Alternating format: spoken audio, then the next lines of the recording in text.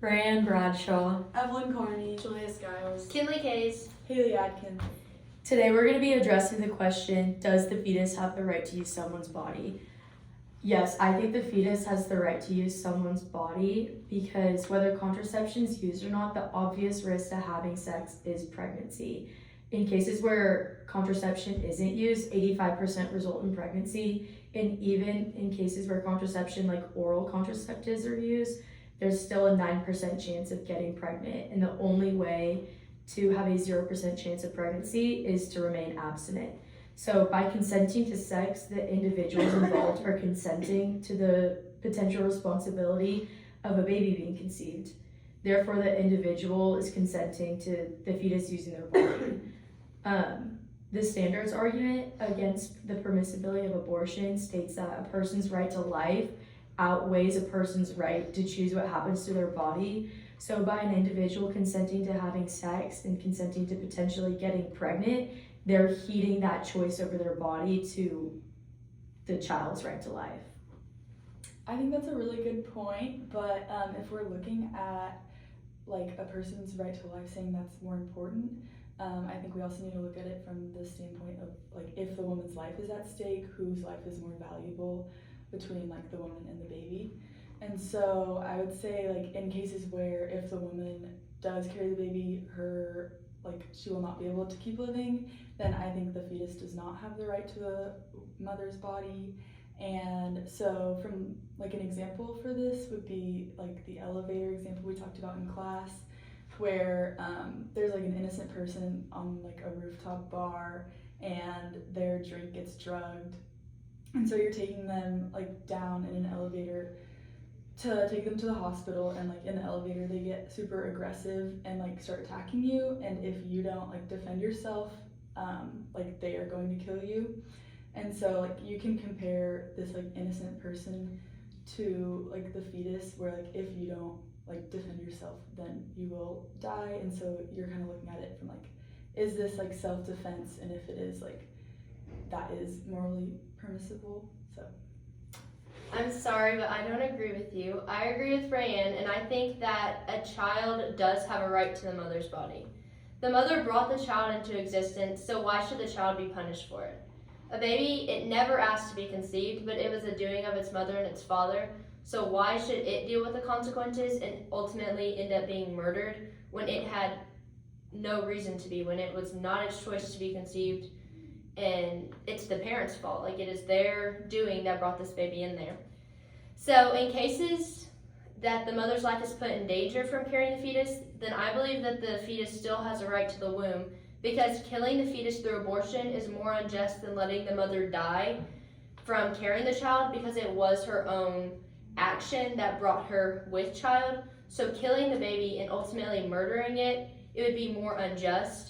And I believe that all the life should be mattered, no matter what stage the person is in, but it would be ultimately more unjust to kill the baby when it was innocent and it was conceived and never asked for this to happen. I think you're trying to say that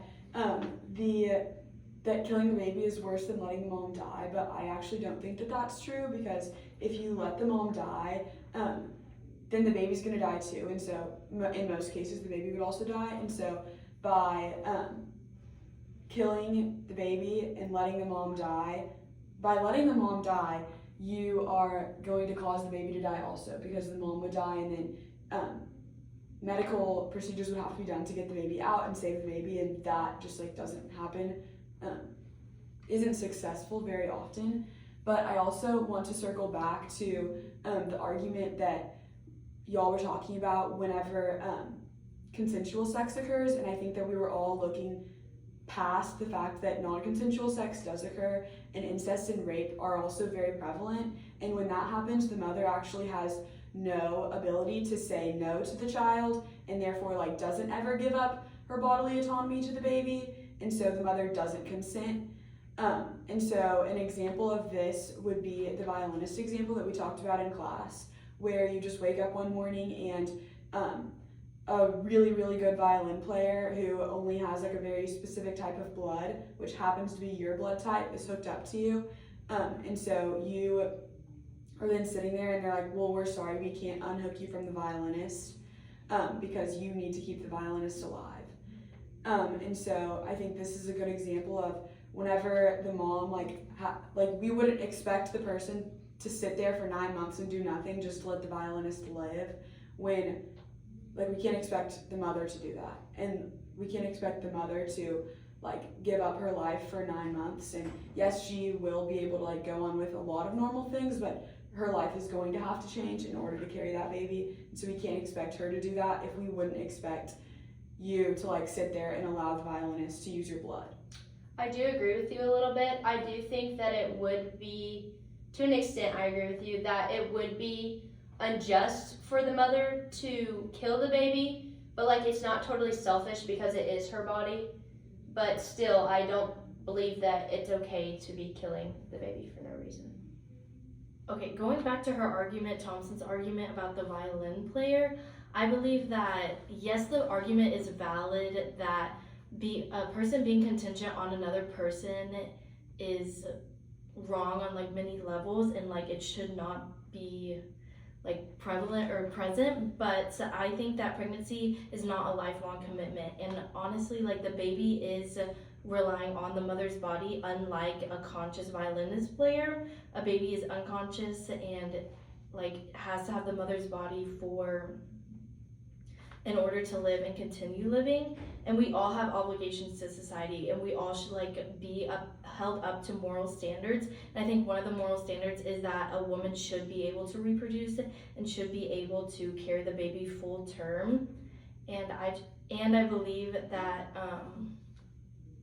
that it's just our natural instinct as human beings to reproduce. It's not our natural instinct to sit there and be hooked up to a violinist player, although we have no emotional connection or emotional bond to them. I think going off the violinist, that kind of got my mind thinking too, was at this stage of life, the child or the fetus, it hasn't made any choices in its life. It's not its fault that it's there. Like Kinley was saying, it was up to the parents, whether it was consensual or not, for it being there. It doesn't have any choices to make, whereas with the violinist, if it's an adult, maybe their life choices led them to be sick where they are. Maybe they're an alcoholic or they abuse drugs, and that's what damaged their kidneys or whatever organ that they need you to be hooked up to them. So it's kind of the question of well, why should your bad life choices require me to donate my time and take care of you? Whereas with the fetus in question, it didn't make any choice to be in that position. Right, I agree.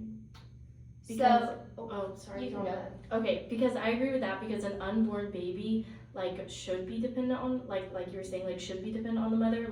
You should give everyone the right to life and an opportunity in this world to make their own choices and pave their own path.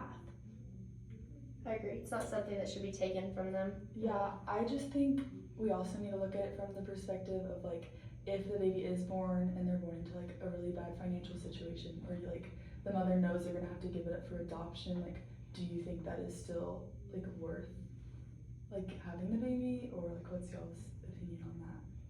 That is a tough question, because you don't want, if the mother's in a difficult situation, she doesn't want to bring in a baby and have it 2 times as worse, or have this baby grow up in that situation.